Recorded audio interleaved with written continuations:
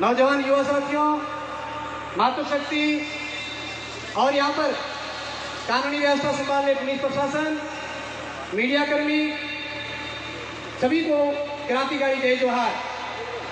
और सबसे पहले मैं पुलिस कर्मियों का ध्यान आकर्षण चाहते हुए मैं आपको बता दूं कि ये कबीलाई आदिवासी वीर समुदाय है और इसका साल में 2 बार राष्ट्रीय सम्मेलन होता है, जहाँ पर 1000, 2000, 10,000, 50,000 नहीं, लाख, 2 लाख नहीं, 10 लाख लोग इकट्ठे होते हैं, तमाम आदिवासी। और उन 10 लाख आदिवासियों में भी कभी कहीं किसी प्रकार की व्यवस्था के अंदर अव्यवस्था नहीं होती। ये स्व अनुशासित कौम है, ये स्व प्रेरित कौम है, इसे कभी भी किसी के द्वारा नियंत्रित करने की आवश्यकता नहीं रहती है। बावजूद इसके इस तपती धूप में आप लोग जो अपनी नैतिक जिम्मेदारी का निर्वहन कर रहे हैं, इन तमाम पुलिसकर्मियों के लिए जोरदार तालियां बजाइए एक बार। आज के समारोह में सबसे पहले मैं नौजवान युवा साथियों का ध्यान आकर्षण चाहूंगा। पूर्व में एक वक्ता यहां से बात रख के गया, सभी ने बात रखी, और आज इस आयोजन का जो मुख्य विषय है महाराणा प्रताप भीर जयंती समारोह। राणा प्रताप भीर जो भील थे या राजपूत, इस विषय को लेकर के बहुत बड़ी बहस चली हुई है। कल ही जोधपुर में मारवाड़ राजपूत सोलंकी सभा ने एक ज्ञापन दिया है कि राणा प्रताप भील नहीं, सोलंकी राजपूत था। मैं तमाम राजपूत भाइयों का ध्यान आकर्षण चाहते हुए, ये तमाम आपके पास जो मोबाइल है, मैं चाहूंगा इसे लाइव करिए इस बात को, और एक एक उस राजपूत भाई तक पहुंचाइए ये बात। आप यकीनन राणा प्रताप को अपना भाव बता दीजिए, लेकिन तथ्यों को नकार नहीं सकते, ऐतिहासिक एविडेंस को नकार नहीं सकते। मैं कुछ ऐतिहासिक तथ्य यहां रखना चाहूंगा। 1886 में वीर विनोद ऐतिहासिक काव्य की रचना हुई, जिसको रचने वाले कविराज श्यामल दास, इस लाइव को सुनने वाले तमाम राजपूत भाई जाकर के पढ़े। कविराज श्यामल दास को सज्जन पाल सिंह ने इतिहास विभाग बना करके उस इतिहास विभाग का विभागाध्यक्ष बनाया था। और वह इतिहास विभाग किस लिए बनाया गया? कर्नल जेम्स टोड के समय से लेकर जो चल रही श्रुतियां थी, दंत कथाएं थी, उनको मूर्त रूप देने के लिए ऐतिहासिक साक्ष्यों के साथ में वैज्ञानिक परीक्षणों के बाद में वास्तविकता को जन जन तक पहुंचाया जाए। बोले के लोग थोड़ा सा वहां ध्यान दे देते हैं तो शायद डिस्टर्ब नहीं हो पाएगी। और इस बात को लेकर के इतिहास विभाग का गठन किया गया। उस इतिहास विभाग के गठन के बाद उस इतिहास विभाग के विभागाध्यक्ष बनाए गए कविराज श्यामल दास को, और अलग अलग ऐतिहासिक विशेषज्ञों की कमेटी बिठा करके और इतिहास के ऊपर शोध किया गया। और शोध के बाद में अलग अलग ग्रंथ लिखे गए। उसमें एक है वीर विनोद। बहुत सारे यहाँ जो प्रतिभागी हैं, प्रतिभाओं की तैयारी, जो प्रतिभाएं तैयारियां करती है अलग अलग प्रतियों की परीक्षा, उन्होंने पढ़ा भी होगा। आज भी मैं यहाँ से कह रहा हूँ, उस साक्ष्य आज से करीबन 140-42 साल पहले के इतिहास का उस वीर विनोद को पढ़ें, कवि श्यामल दास के लिखे हुए उस इतिहास को पढ़ें, जिसमें ये जो 5 भागों में लिखा गया, उसके भाग 2 के अध्याय एग्जैक्टली मुझे नहीं याद है, 2 का तो 287 पृष्ठ पे है। राणा प्रताप भील के पुत्र राणा राम ने, अब मुझे ये समझ में नहीं आया कि राणा राम क्यों लिखा गया। हेलो, हमारे बीच राज्य मंत्री श्री राजेंद्र जी नायक, रघुवीर जी नायक और जगदीश जी पार्षद नगर निगम जोधपुर बता रहे हैं। आपका बहुत बहुत स्वागत और अभिनंदन। राजेंद्र जी नायक, राज्य मंत्री रघुवीर जी नायक, डीएनटी अध्यक्ष और जगदीश जी पार्षद, आपका बहुत बहुत स्वागत और अभिनंदन। और मैं तीनों हमारे मेहमानों से निवेदन करूंगा कि आप मंच पर आएं और हमारे महापुरुषों को पुष्पार्पित कर उन्हें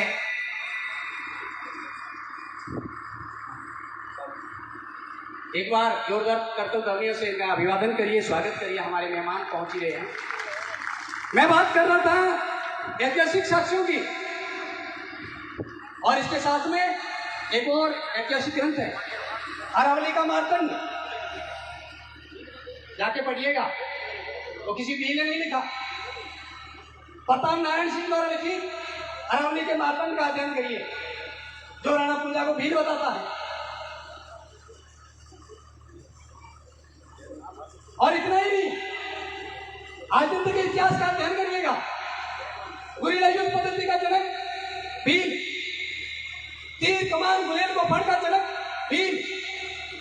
मुझे इतिहास के एक साक्ष्य बता दिया था कोई राजपूत खड़ा होकर के कि राजपूतों ने लड़ाई गुलेल को फड़ से लड़ी, राजपूतों ने लड़ाई गुरिल्ला पद्धति से लड़ी, राजपूतों ने लड़ाई तीर कमान से लड़ी, हम राणा पूजा भील को साहस आपको दे देंगे, जाइए राजपूत होने की।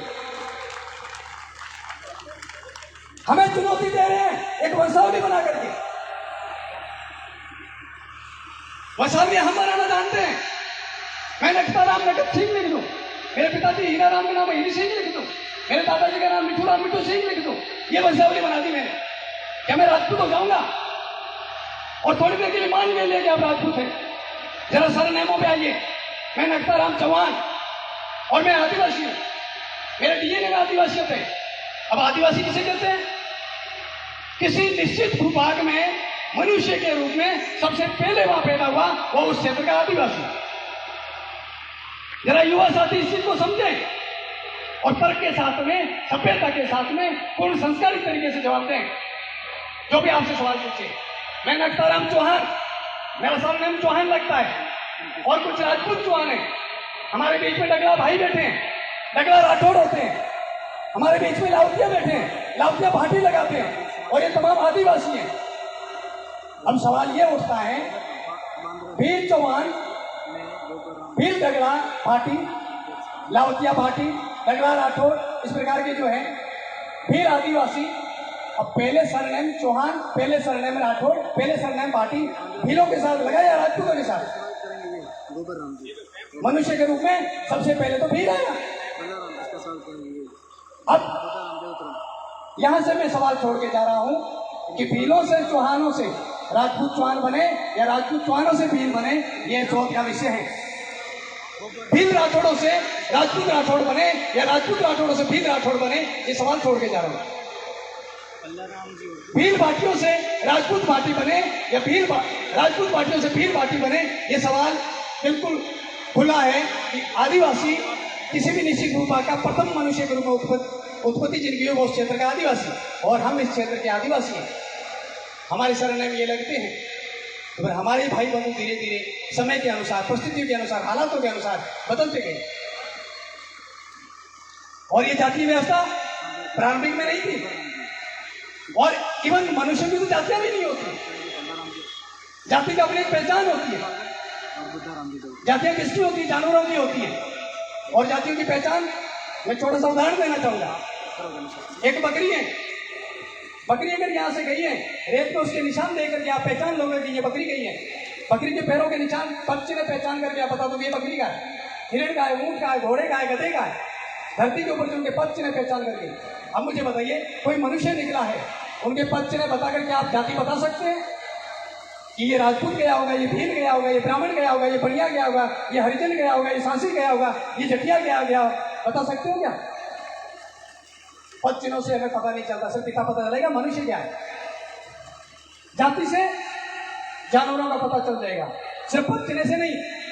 एक बच्चा पैदा होता है, बकरी का बच्चा पैदा हुआ है, अनपढ़ गंवार आदमी को जाकर के बता दीजिएगा ये कौन सा है, किसका बच्चा है। वो देखते ही पता लगेगा कि बकरी का बच्चा है, ये ऊंट का बच्चा है, घोड़े का बच्चा है, गधे का बच्चा है। अगर किसी मनुष्य का बच्चा पैदा हुआ है, वह किसी को बिना बताए ले जाकर के बता दीजिएगा कि बच्चा किसका है, क्या वो बताएगा कि ये राजपूत का बच्चा है, ये भील का बच्चा है, ये ब्राह्मण का बच्चा है? बताएगा क्या? मनुष्य की जातियां नहीं होती।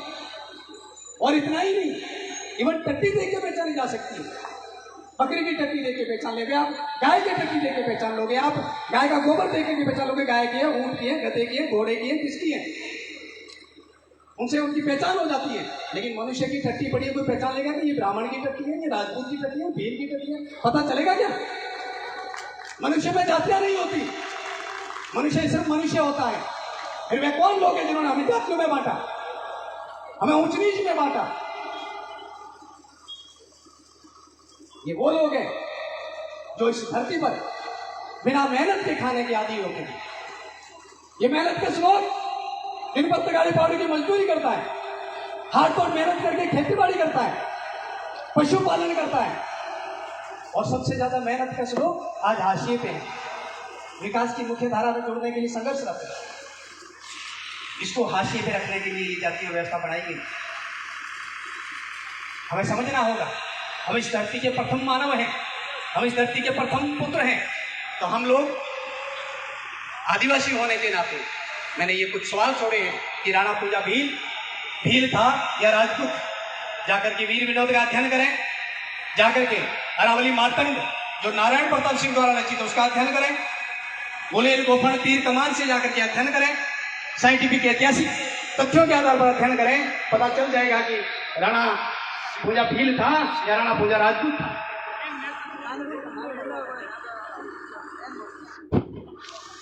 मेरी बात को यहां से आगे बढ़ाते हुए थोड़ा सा और इतिहास की बातों पे जाते हुए मैं या जैसे अभी मेरे भाई नीलेश ठाकुर जी जो बता रहे थे, एक समय था जब हम लोग अपने आप को आदिवासी कहलाने में शर्म महसूस करते थे, भील कहलाने में हीन महसूस करते थे। वजह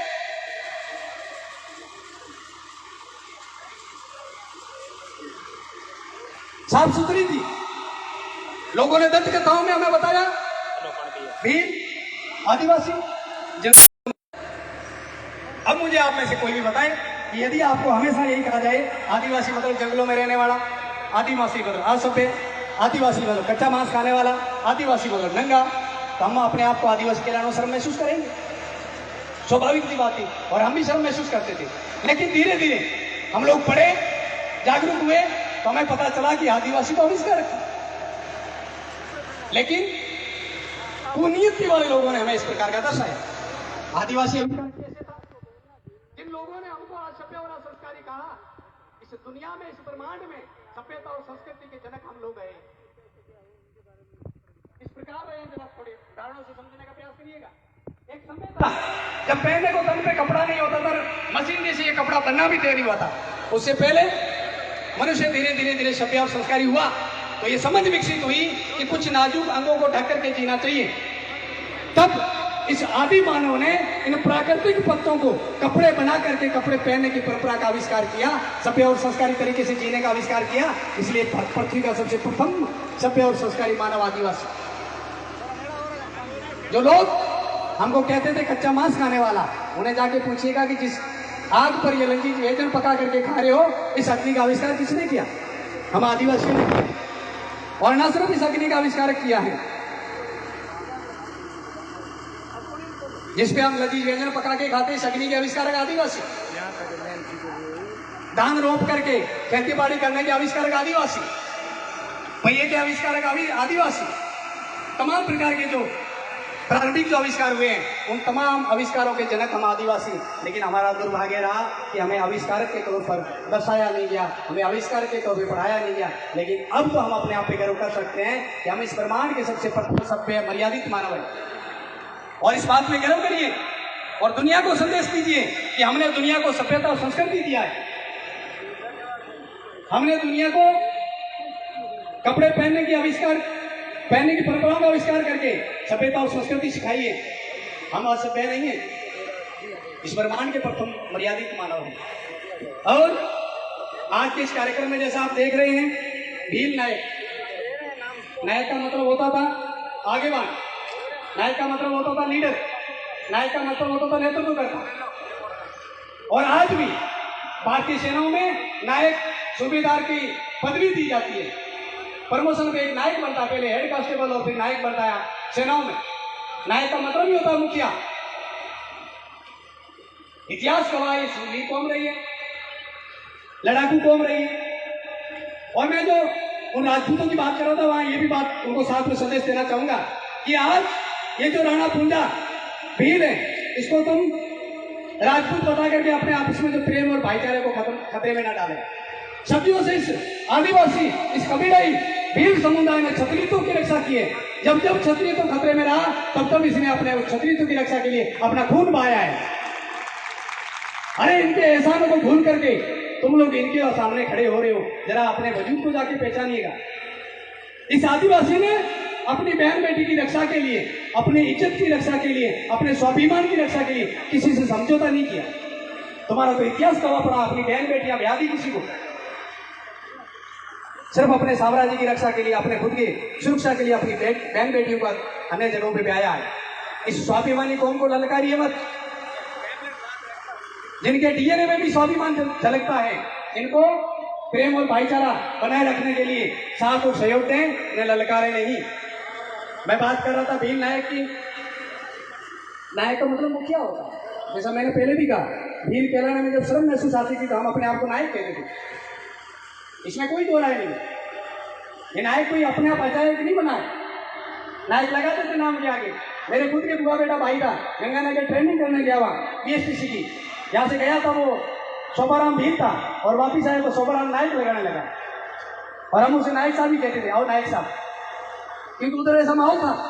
वो वहाँ पढ़ के वापिस आया, उसी शोभाराम की बच्ची अभी डीयू में पढ़ रही है और शोभाराम अपने नाम के पीछे नायक लगाता था।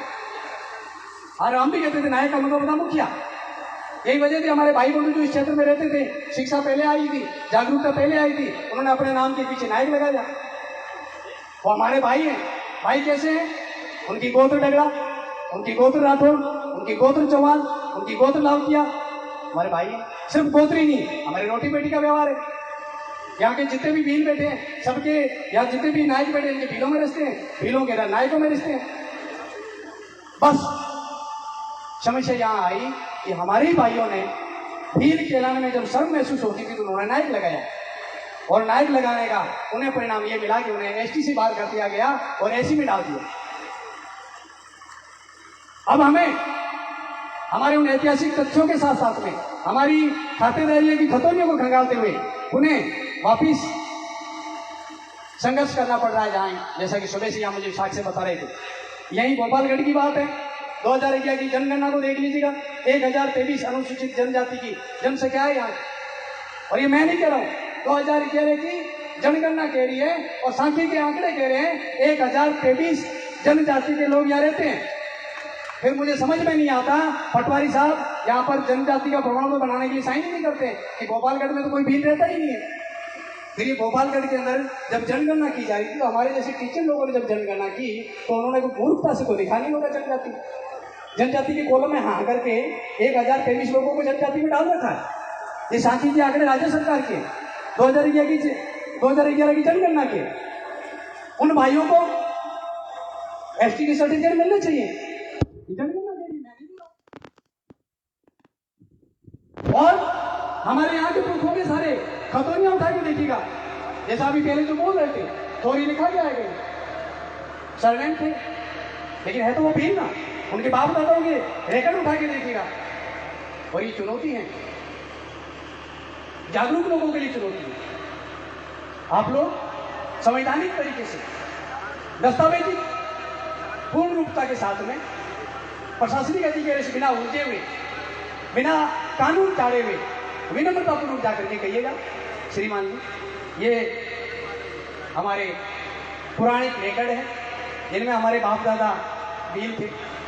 दुर्भाग्य से किसी अधिकारी ने हमें नायक लिखने की वजह से ऐसी में डाल दिया, लेकिन हमारे संतानों की सर्टिफिकेट एसटी की बनाइएगा, जाति का बनाएंगे। और इसके लिए हमें मिल करके प्रेम और भाईचारे से, बिना लड़ाई झगड़े के, स्वार्थ से, संवैधानिक तरीके से काम लेना होगा। और जैसा कि मुझे यहाँ की टीम से जानकारी भी मिली, कर भी रही है, कुछ लोगों ने प्रमाण पत्र बनाए भी हैं, निश्चित रूप से सबके बनेंगे। शर्त यह रहेगी प्रेम भाईचारे से, बिना कानून झाड़े। अपने ये कहावत है, बेटो बने तो पूरी दौलत भी खाओ, बाप बने एक कोड़ी नहीं लेने दे। तो अपने को विनम्रतापूर्वक तरीके से ये सारी चीजें करनी होगी ताकि हम लोग हमारी एकता को कायम रख पाए। क्योंकि इस दिन ये वीर है जिनके डीएनए में भी स्वाभिमान है, ये अपने गौरवशाली इतिहास, गौरवशाली परंपराओं को जानने लगेगा, उस दिन कभी किसी से रुका नहीं रुकेगा। अब गौरवशाली इतिहास को कैसे जानेंगे? थोड़ा संयम के साथ पढ़ना होगा। हम महापुरुषों की जयंतियां मना रहे, मैं युवाओं को हमेशा कहा करता हूं और आज यहां से भी तमाम युवाओं और आयोजकों को कहना चाहूंगा कि हम लोग समुदाय के नेतृत्वकर्ता बनने का प्रयास कर रहे हैं। अगर किसी समुदाय का नेतृत्व हाथ में लेते हैं तो एक नेतृत्वकर्ता की सबसे पहली क्वालिटी होती है कि वह धैर्यशील हो, सहनशील हो। अगर आपके अंदर सहनशीलता है, धैर्य है, तो आप एक सक्षम योग्य लीडर बन सकते हैं। सहनशीलता और धैर्य है तो दूसरी भी बात आएगी ज्ञाता। आप लोगों को जानकार बनना पड़ेगा, आपको ज्ञाता बनना पड़ेगा। अगर आप आईपीसी सीआरपीसी के ज्ञाता हैं, अगर आप संवैधानिक ज्ञाता हैं, अगर आप अपनी सभ्यता संस्कृति के ज्ञाता हैं, तो समुदाय को समुचित नेतृत्व दे सकते हैं। ज्ञाता होना क्यों जरूरी है? कहीं एट्रोसिटी हुआ, आपको प्रशासनिक अधिकारियों से वार्तालाप करना है, आपको शासन प्रशासन से वार्तालाप करना है, आपको एमएलए एमपी से वार्तालाप करना है। और ये बात आप तभी कर पाओगे जब आपके पास में ज्ञान होगा, आपके पास में जानकारी होगी, आपके पास में आईपीसी सीआरपीसी की जानकारी होगी, आपके पास में ऐतिहासिक तथ्यों की जानकारी होगी। तब आप ससबूत आराम से, इत्मीनान से, सोबर तरीके से बात कर पाओगे। वरना एक खड़ूस होता है, अज्ञानी होता है, वो उलझने का काम करता है और उनके एक दो शब्दों को सुनते ही अधिकारी जो आईओ आता है वो उनकी भाषा से ही समझ जाता है कि जिसका नेतृत्व करता है इतना अज्ञानी है, वो समाज क्या बिगाड़ेगा, और उनके ऊपर एक पैसा भी फर्क नहीं पड़ता है। अगर आप चाहते हैं कि प्रशासन आपसे दबे और आपकी बात पर संज्ञान ले, तो नेतृत्व एक ऐसे ज्ञाता के हाथ में सौंपेगा।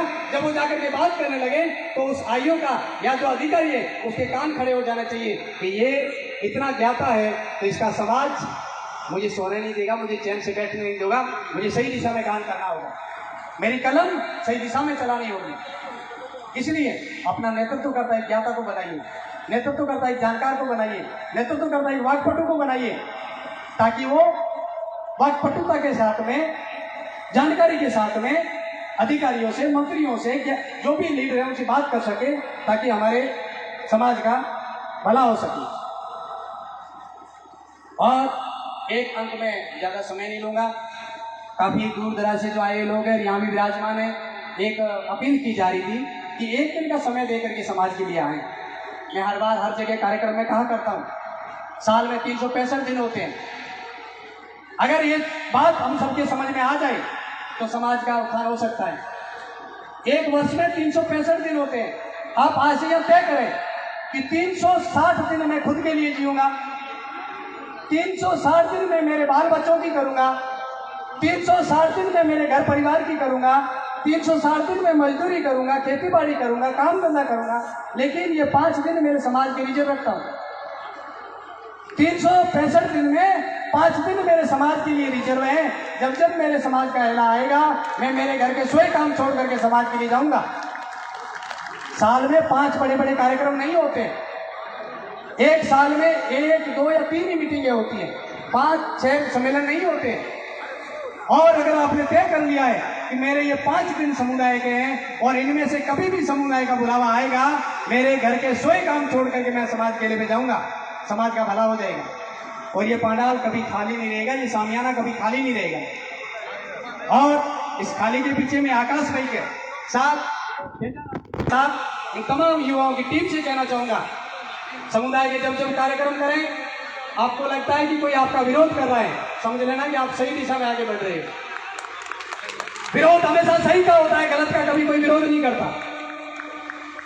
और आप लोगों का नैतिक कर्तव्य बनेगा, जो आपका विरोध करे सबसे पहले उसके पास चले जाइए, पीले चावल लेकर के उसे ही सम्मान आमंत्रित करिएगा कि अपने समाज का कार्यक्रम है, अब आप बताइए हमें कैसे करना है। हमारा तो काम ही समाज का सेवा करना है, समाज का काम करना है, तो हमारा क्या बिगड़ेगा?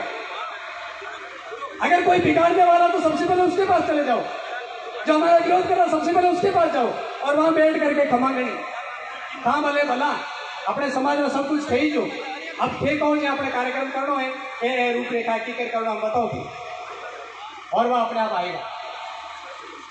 ये बात कार्यकर्ताओं को समझनी होगी। जब ये बात कहते हैं कि भाट साहब हमारा तो घणो नुकसान करे बिगाड़ो करे हर बार बिगाड़ो करे, मैं कितो ही सहन करा। आप सहन करते जाइएगा। आपके दिल दिमाग में समुदाय है, आपके तन मन में समुदाय सेवा है, आपका एक पैसा भी नुकसान नहीं होगा। आप और बड़े बनोगे क्योंकि आप विरोधियों को भी अपने साथ में रख रहे हो।